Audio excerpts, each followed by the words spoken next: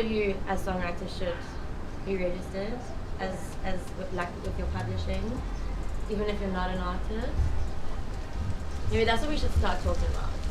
Register as is a songwriter. The business side of music. I think that's what my speciality is business.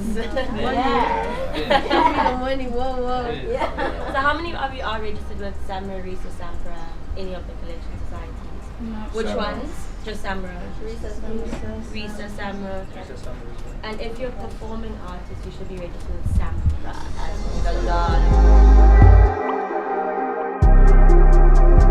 as an artist. So even if you feature on someone else's song, you can still earn off of it as a performer. And then if you own the masters, you earn even more. Yeah.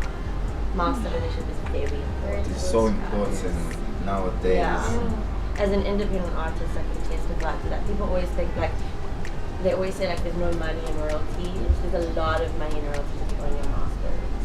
That's why they tell you there's no money in royalties. Because they don't want you to make the money. Tell you. Do you own your masters? All of my masters. Damn! Wow. That's amazing. I don't have one song of mine since I was upcoming that is owned by someone else. I mean, I did sign record deals.